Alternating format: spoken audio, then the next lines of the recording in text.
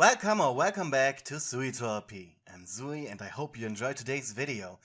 But before we get right into it, I'm obligated to remind you to click either the like or dislike button, commenting something down below, and of course sharing the video so more people can see and enjoy it. This is very important as it helps with the YouTube algorithm. I want you to know that your help is greatly appreciated. If you have any suggestions or ideas for a story, my Discord link is in my link tree that is down in the description, as well as my Patreon and Ko-fi for any donations you may want to send my way. Every cent counts. Anyways, I hope you enjoyed today's video.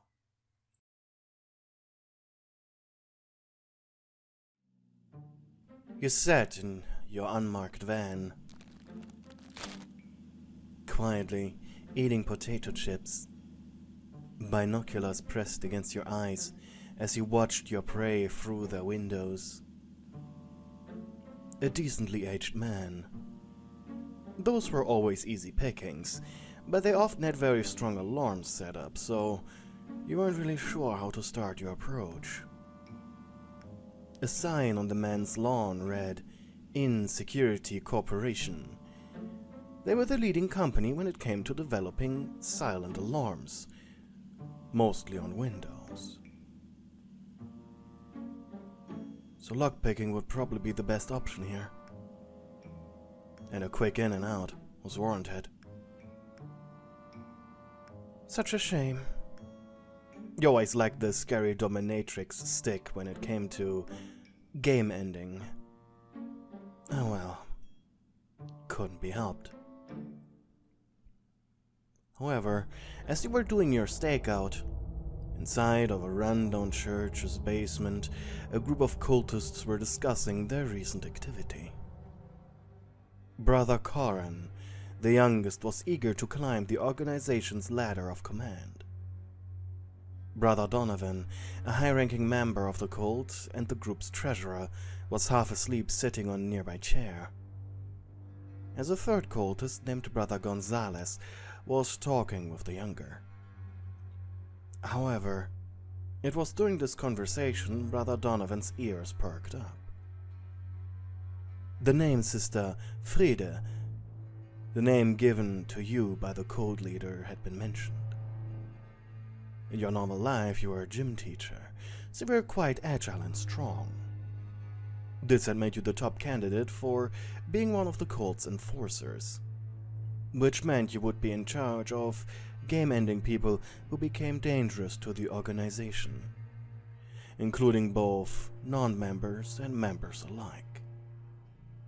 "Excuse me, Brother Corin," interrupted Donovan as he raised his head. "What is your business with our valued sister?" "Well, sir," said the young cultist, "I have gotten hot information on the investigation against us by the police."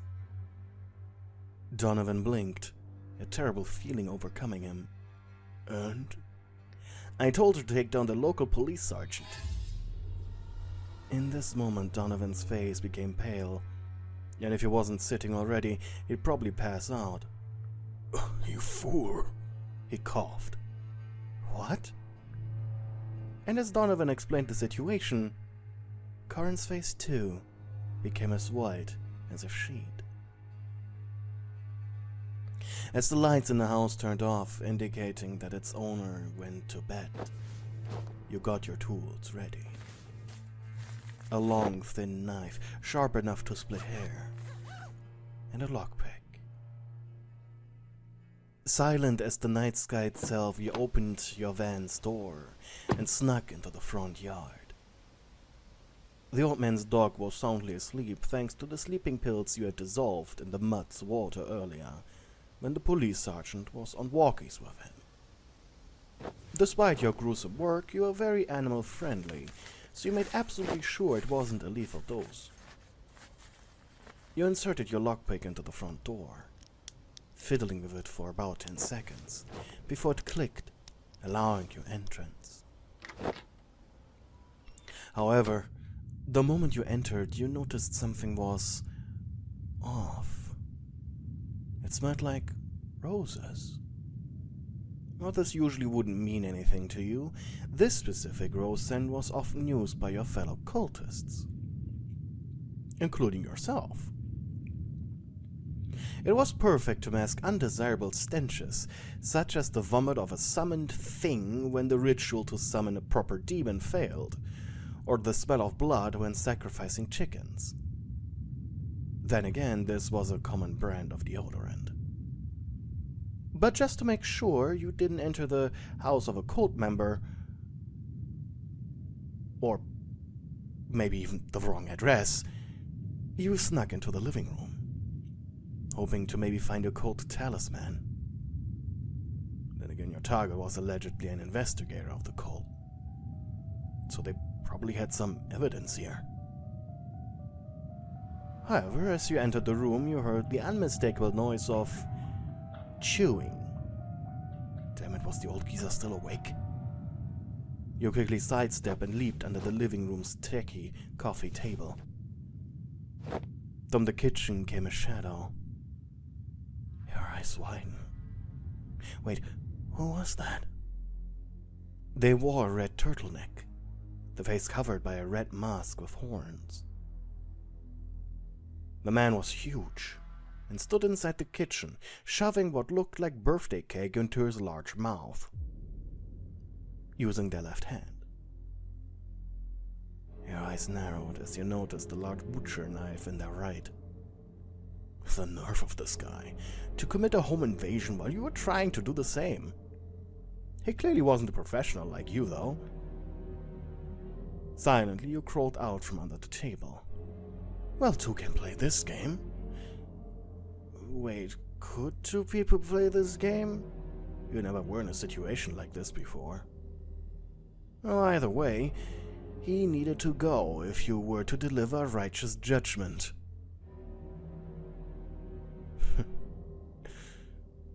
But, of course, Bob had noticed you by now.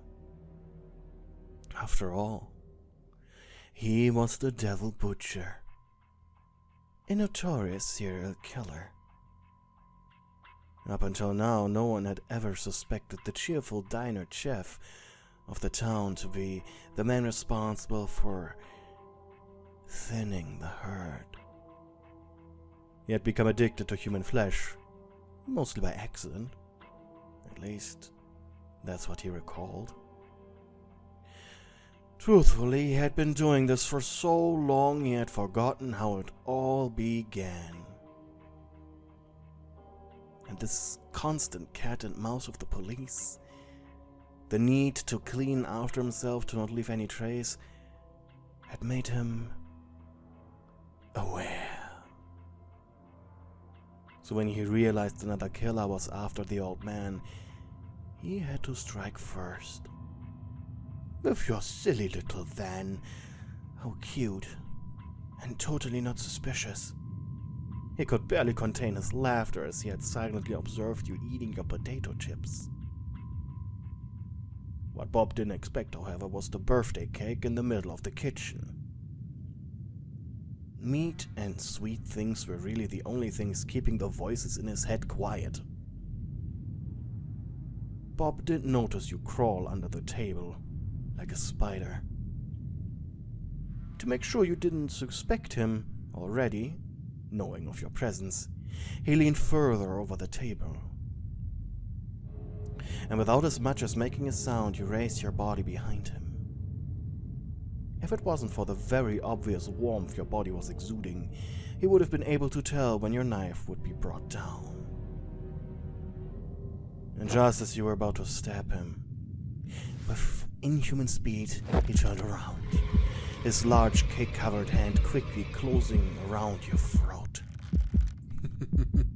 Well, who do we have here? You gasped, unable to breathe. You helplessly kicked the air as he lifted you up, your eyes almost immediately rolling back.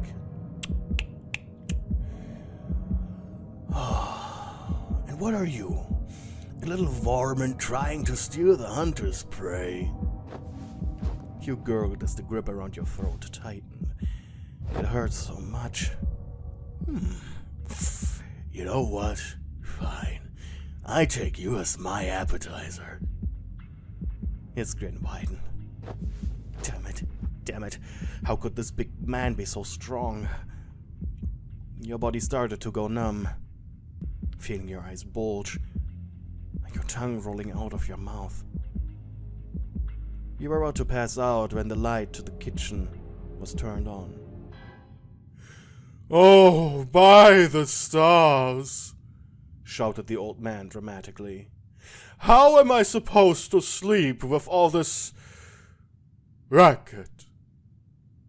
Bob let go of you, and you fell to the ground coughing. Bob meanwhile raised his own knife. Main course is coming early tonight, isn't it? Bob was interrupted by a strange force, however, as the old man raised his right hand. It glowed in an ominous red. Such a foolish attempt at my life! He then looked down at you. And Sister Frida, what is the meaning of this? Wait, that pompous voice. Croaking, you simply answered. I can explain, Master. That won't be necessary. Brother Donovan already informed me with a phone call. The fact that you didn't hear it ring is your own downfall. Such a misguided attempt on my life. I have worked way too long undercover to have it blown by a terrible attempt like this. Your master now looked back to the killer. And you, devil butcher, I've had my eyes on you for a while. Very kind of you to just waltz into my home like that. For a moment your master didn't speak before addressing the two of you at once. Come, my children, let's talk over this with some tea. Sister Frida, you surely would like that. For your throat, I mean. Yes, please. Such an awkward scenario this was. Sitting on your master's sofa, next to a man you considered your rival, while your leader sat on a comfy rocking chair before the two of you. Donovan had been so kind to call me a few minutes ago, and, as it seems, not a second too late.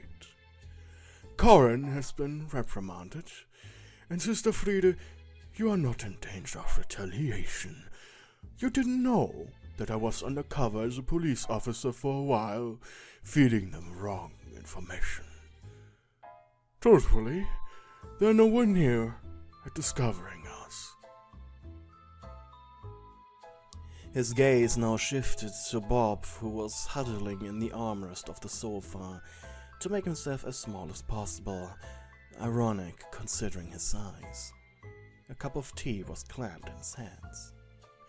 I have heard of you, Devil Butcher, and I'd like to offer you something.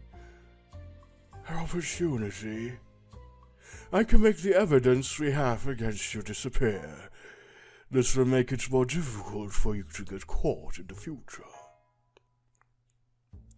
But in exchange, I'd like you to join my flock.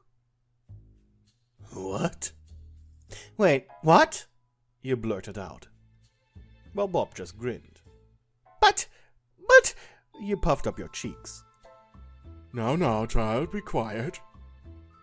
You grumped, crossing your arms and pouting as you looked at the ground.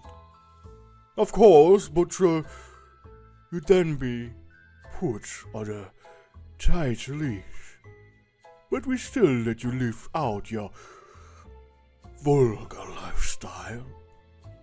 It would just be directed at our organization's enemies, and you'd need to attend our rituals. You blushed in sheer rage. Shush. We can have 2 enforcers. It felt as you were being punished after all. And over the next hour your master held what was akin to a sermon, talking about goals, beliefs, blah blah blah. And then you realized why you were still here. "Oh no, I'm not doing it," you said as you got up on your feet. "Oh please, sister." Your master was talking about you becoming Bob's witness. Being a witness meant that basically Bob became your left-hand man and student of your faith. The killer chuckled. "I'll do it, just to see that face more often." "Well, so be it. I can sense a great curiosity in you, Brother Bob. May you become one of our greatest." What a terrible night. And the worst was yet to come. As you were about to leave, your master called out to you. "Before you leave, sister, Brother Bob has come here on foot. Would you mind driving him home?" And this is how you ended up with the devil butcher sitting in your passenger seat.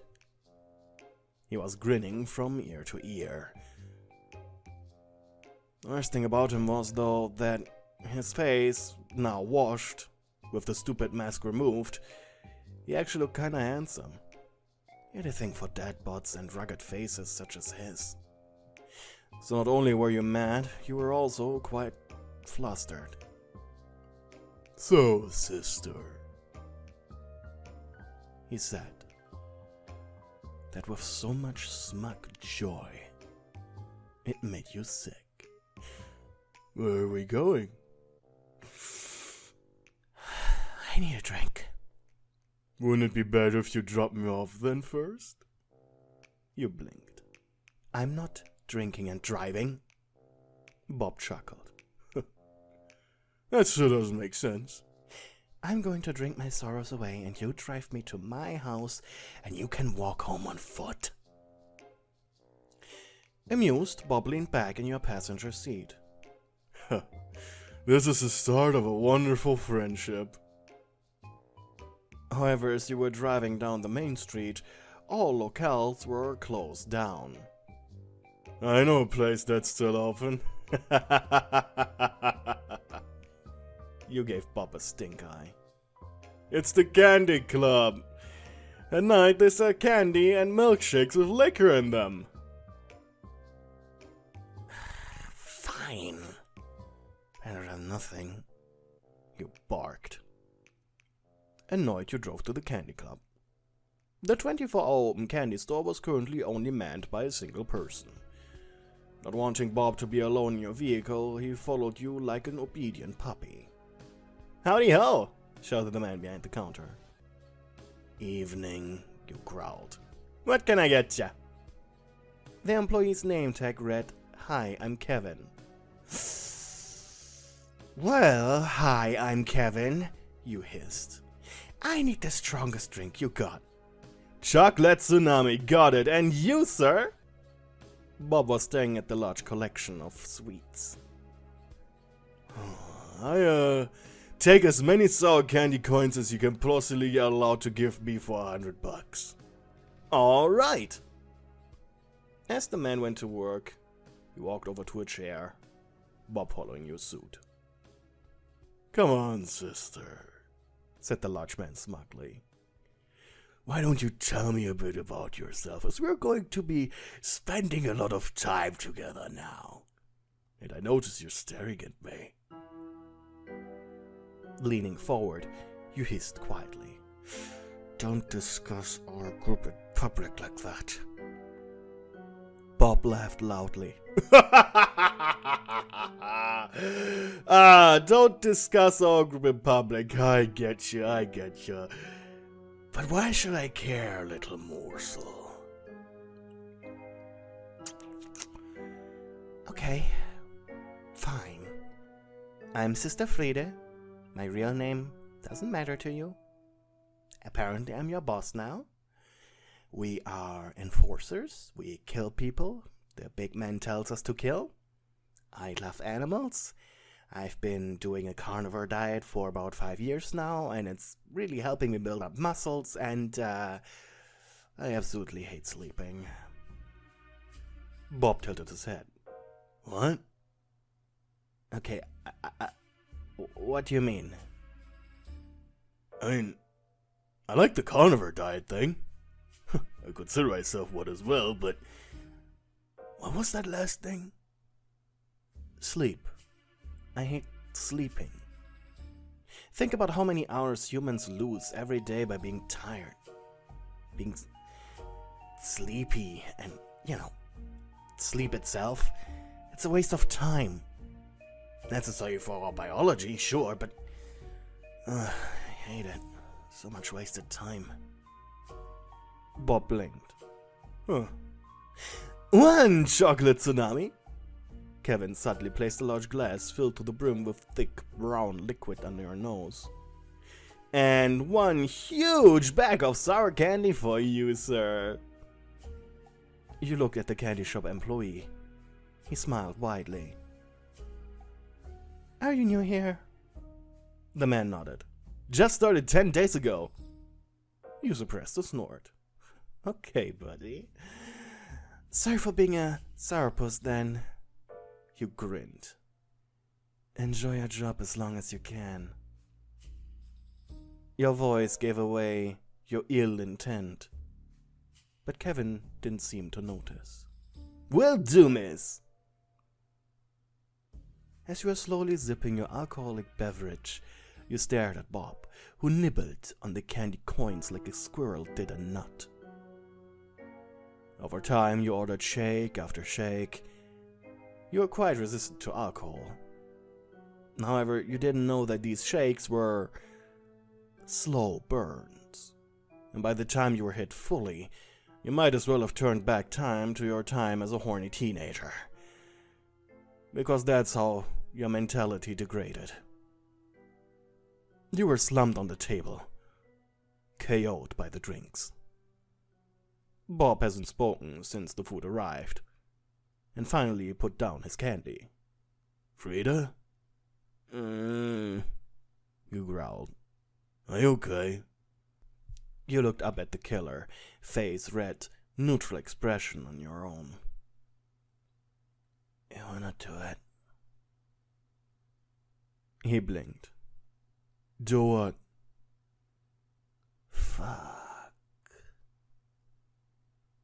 Bob blushed but couldn't stop grinning. Are you sure? Heck yeah, you shouted. Using a pen, you wrote, "Keep the change" on a napkin before putting some money under the last glass. Then grabbed Bob by the shoulder. Come on, you stupid giant, blow my back out already. Without much hesitation, Bob stood up. And just to tease you, he painfully, slowly made his way to your van. And as he was driving, in accordance to your directions to home, you grinned at him. Hey, brother Broby, you chuckled. Yes? Earlier you called me advertiser. I did. I mean, compared to the old man, you look tender, but you're quite small compared to him. So yeah, advertiser. As he described your meat, he couldn't help but salivate. How about I give you that appetizer while you drive? You opened your black shirt, giving him a perfect view of your cleavage, before reaching for his belt. I hope you're a focused driver, Big Ben. 'Cause I don't want you to let the road get ahead of you. What a terrible yet seductive pun, thought the devil butcher. Meanwhile, Kevin went to clean your tables as he noticed the money. Well, at least they paid, he thought. However, as he lifted the glass, he soon realized that what you left behind wasn't nearly enough. So much for keep the change, he thought.